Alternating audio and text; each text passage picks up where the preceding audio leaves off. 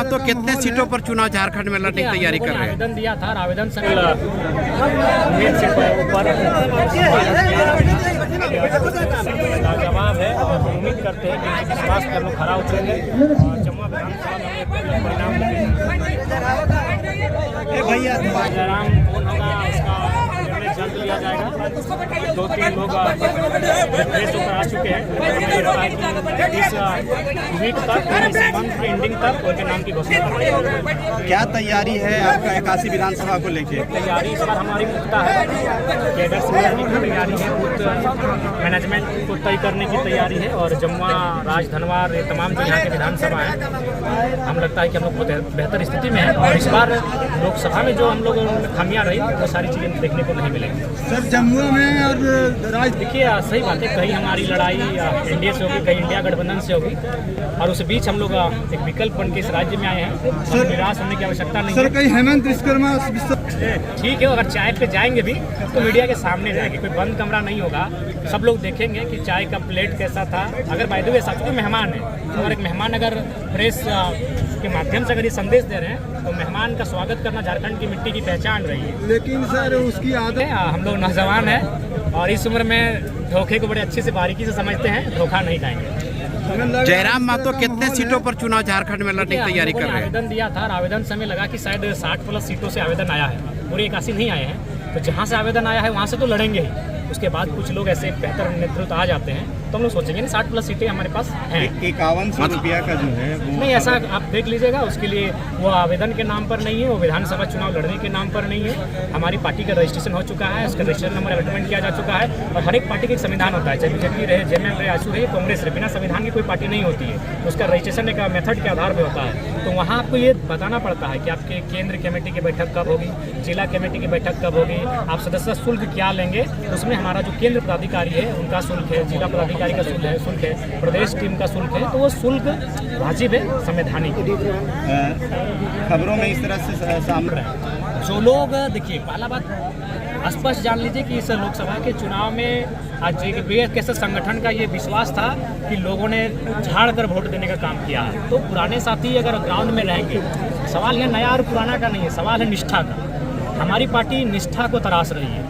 हम लोग चाहते हैं कि आदरणीय बाबूलाल मरांडी जी बगल के हैं, उनसे हमारी विचारों में असहमति हो सकती है, लेकिन उन्होंने भी एक दल तैयार किया था, उनके दल से लोग आते गए और दूसरे दल में जाते गए, उनको नाम मिला, पहचान मिला उनके दल से और सब भागते गए।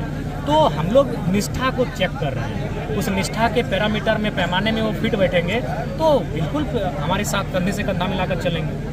एक बात सामने आ रही थी अमित महतो की, क्या अमित महतो JLKM से चुनाव लड़ेंगे या अपने? देखिए अभी तक बात नहीं हो पाई है, अगर इस पर आएगी तो जो हमारी कोर कमेटी तय हुई है, केंद्र कमेटी तय हुई है, तमाम संसदीय बोर्ड तय हुए, सब मिलकर एक रायशुमारी प्रकट करेंगे और उसमें जो बहुमत होगा, सबको अपना मत रखने का अधिकार रहेगा और जो बहुमत होगा उसके आधार पर तय। जयराम महतो कब क्लियर कर रहे हैं कि खुद कौन सा सीट से चुनाव लड़ेंगे?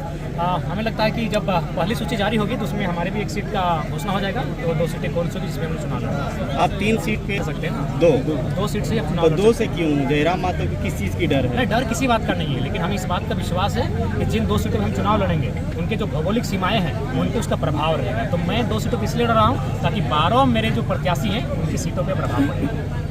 जो सांसद का चुनाव बिल्कुल लड़ भी सकते हैं, नहीं भी लड़ सकते हैं, यानी कंफर्मेशन नहीं, लड़ भी सकते हैं, ये तय करेगी जनता का फीडबैक। क्योंकि देखिए संसद के चुनाव लड़ चुके हैं, जैसे मैंने 3.5 लाख वोट लाया, तो 3.5 लाख वोट लाने के बाद मैं लगातार फील्ड पे हूँ, कभी GM से बैठ रहा हूँ, कभी वीडियो से बैठ रहा हूँ, कभी शिकायत लेकर DC के पास बैठ रहा हूँ। तो ठीक उसी प्रकार जनता के बीच जो लोग ज़्यादा बैठे हैं और जनता ने कहा कि नहीं इस बार ये विधानसभा के प्रत्याशी हमारे होने चाहिए, लोकसभा में इनको हमने वोट दिया था, इन्होंने अच्छा काम किया, तो नो डाउट वो विधानसभा में भी दिखेंगे। लेकिन जो ऐसे प्रत्याशी हैं जो चुनाव के बाद शून्य हो गए या फिर कहीं गुम हो गए तो उन पर विचार किया जाए। आपके एक सक्रिय जानकारी होना चाहिए कि कोई भी पत्र अगर आता है, कोई सुझाव आता है तो पार्टी के फोरम में आता है, सोशल मीडिया में नहीं आता। किस पार्टी में मतलब तो भूलो जी प्रत्याशी बने थे ना, तो बीजेपी के तमाम विधायक और सांसदों ने विरोध किया। फिर भी उसमें जो लिखा हुआ जो आपको लगे कि सत्य और सत्य के बीच है, आप उन्होंने उस बिंदु में क्या लिखा है समाजवाद। तो कैसे समाजवाद नहीं है? हमने सब लोगों को चुन चुन कर वोट दिया। इकलाक अंसारी जैसे एक अति पिछड़े मुस्लिम परिवार के बेटे को, जिसको कोई नहीं जानता, तो उसको हम लोग खोज के ला के आज 80,000 वोटर एक सम्मान दिए। कहाँ हम लोग आम जनता जो कनेक्ट नहीं होगी तो किसी से नहीं कनेक्ट होगी। जयराम वो शख्स है भारत के इतिहास में जो चुनाव हारने के बाद भी जनता दरबार लगाता है और जनता दरबार में बैठकर अधिकारियों को फटकार लगाता है। संजय मेहता आपकी बात आएगी। उनको महोदय को बोलिएगा कि मीठी भाषा से आप 700 वोट में ला पाए थे, चुनाव लड़े थे हमारे बड़े भाई, उनको बहुत शुभकामनाएं, हमारा बड़ा भाई। लेकिन मीठी भाषा तो 700 वोट ला पाए थे, ये हमारी आक्रामकता है कि 1.5 लाख पार चले गए। इसी भाषा को लोग पसंद करते, क्यों नहीं करेंगे?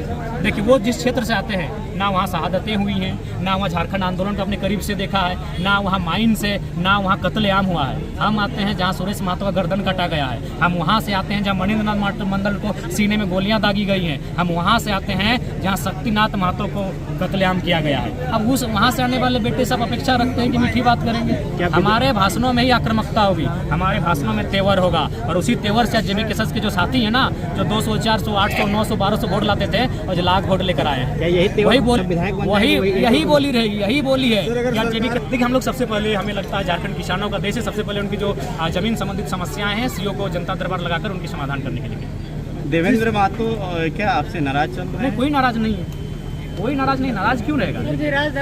तो मिली, हमारे संगठन के साथी भी गए थे, उसको मैंने मीडिया में खेद भी प्रकट किया था, उस बात को लेकर हमें खेद है। और हम चाहेंगे कि ऐसे सहानुभूति की घड़ी में हम लोग परिवार के साथ खड़े हैं, और हम लोग एक प्रयास करेंगे, जब अगर हम लोग आते हैं तो कुछ वैकल्पिक मार्गों को तलाशा जाए, छोटे छोटे उद्योगों को लाने का प्रयास किया जाए, छोटे छोटे इन्वेस्टमेंट ईमानदार लोगों से करवाया जाए, और जो प्रवास की संख्या बढ़ रही है उसे एक हम सवाल करने के लिए बहुत सारा पैरामीटर है। सबसे पहले हमारी एक समन्वयक टीम है, जिसको हम लोग कोऑर्डिनेशन कमेटी कहते हैं। सबसे पहले वो टीम, जो प्रभारी बने हैं, उनकी एक टीम जाएगी, और जितने भी आवेदन आए हैं विधानसभा से, उन सबको बुलाया जाएगा, और उनके बीच एक समन्वय स्थापित किया जाएगा कि इनमें से एक बेहतर चुन के आप दे दीजिए, या फिर आप इनका समर्थन कर दीजिए। हम लोग एक समन्वय करने का प्रयास करेंगे। हम लोग सूची डायरेक्ट जारी नहीं करने वाले नहीं हैं, हम लोग एक समन्वय कोऑर्डिनेट करने का प्रयास करेंगे। उसके बाद अगर मान के चलिए वहाँ कुछ बात नहीं बन पाती कोऑर्डिनेशन, तो फिल्टर करके वो एक ग्राउंड रिपोर्ट देगी, ग्राउंड रिपोर्ट की वरीयता के आधार पर देगी कि अजय को पहला चॉइस मिल रहा है, विजय को दूसरा चॉइस है, और मैंने सलीम को तीसरा चॉइस मिल रहा है। उस वरीयता को लेकर वो स्क्रीनिंग कमेटी के पास जाएंगे। स्क्रीनिंग कमेटी फिर से अपने एक बार दिमाग को, अपने तमाम जो हमारे गुप्तचर हैं, जो हमारे सोर्स हैं, उनके माध्यम से पुनः एक बार उसको वेरीफाई करेगी, टेली करेगी कि भाई ऐसा तो नहीं कि प्रोटेम प्रभारी जब गए तो उनके साथ उनका घुल मिल गए और उनके पक्ष में ले रहे, तो फिर स्क्रीनिंग टीम फिर भी एक बार टेली करेगी, इंटरनल टेली करेगी। उस टेली करने के बाद वो अंतिम में संसदीय बोर्ड के पास आएगी, उसमें 7, 9, 11 मेंबर होंगे, और वह पिछले 2 साल 2.5 साल के आंदोलन, उस व्यक्ति की पकड़, समझ, उसका प्रभाव, तमाम पैरामीटर्स को नापने के बाद, आकलन करने के बाद उसके नाम की घोषणा की आने की आंदोलन में आगे जाएगी। ठीक है, एक सवाल और। हम लोग केंद्र पे जोरदार हमला किए, इलेक्ट्रल बॉन्ड्स में बात किए थे, तमाम जो 2 करोड़ की नौकरियां हैं उन पर बात किए थे, जो बढ़ती हुई महंगाई है उस पर बात किए थे, जो शिक्षा का 18% का GST और सोने पे जो 3% का GST है उस पर लोगों को जागरूक किए थे। जो केंद्र का चुनाव था तब प्राथमिक मुद्दा केंद्र था, अब राज्य का चुनाव है तो हम लोग राज्य के मुद्दों के साथ। झारखंड को मानो कि वो धार्मिक ग्रंथों में उसका वर्णन है, किसी बात को इसलिए मत मानो कि उस बात को कहने वाला कोई प्रकांड विद्वान है, किसी बात को इसलिए मत मानो कि ये बात सदियों से होता आया है, किसी बात को इसलिए मत मानो कि कोई महापुरुष बोल रहा है, उस बात को तुम अपने विवेक से टटोलो, परखो, जांचो, और आज की परिस्थिति के आधार पर उस बात को मानो। तो कुछ चीज़ें हम एक इकलौता लड़ेंगे, इंडिपेंडेंट लड़ेंगे, अपने दम पर, किसी के साथ नहीं, स्वतंत्र होकर चुनाव लड़ेंगे। सर, आपकी पार्टी की छाप कब तक लगता है कि हमें लगता है कि इससे चुनावी एक एजेंडा उनको मिलेगा, क्योंकि महिलाओं का जो वोट बैंक होता है, महिलाएं थोड़ी सी भावुक होती है, वह दूर की थोड़ी कम, सामने की चीज़ों को बहुत नज़दीक से पकड़ती है, तो उनको लगा 1000 रुपया सामने की चीज़ है। लेकिन हमें लगता है ये केवल चुनावी एजेंडा ही रह गया, क्योंकि प्लानिंग हम देखिए योजना का, हम जब योजना लेकर आए और महिलाओं के बारे में सोचे हैं तो चलिए हम लोग प्रशंसा करेंगे, लेकिन योजना के लिए प्लानिंग नहीं थी। प्लानिंग इसलिए नहीं थी कि अपने समय कौन सा चुना, खेती बाड़ी वाला। 4 बजे सुबह लाइन में लग रही है, विश्वास कीजिए 4 बजे सुबह लग रही है, 4 बजे रात, मैंने 500 करोड़ प्रत्येक महीना देना पड़ेगा मैया योजना से, वो फंड कहाँ से आएगी? देखिए, हमें लगता है कि इस राज्य में खजाने की कमी नहीं है। अगर आप केवल करप्शन को कंट्रोल कर लें और जो राज्य के राजस्व हैं अगर उनको ईमानदारी पूर्वक हम अपने खजाने में संचित कर लेते हैं, उनका धन संचय कर लेते हैं, तो हमें लगता है कि कोई ना कोई विकल्प बनेगा, और उन विकल्पों के माध्यम से जो समस्याएं उत्पन्न हुई हैं, आर्थिक समस्याएं, उन्हें हम लोग धीरे धीरे रुक कर समय समय के अंतराल पर समाधान करने का प्रयास कर सकते हैं। धन्यवाद।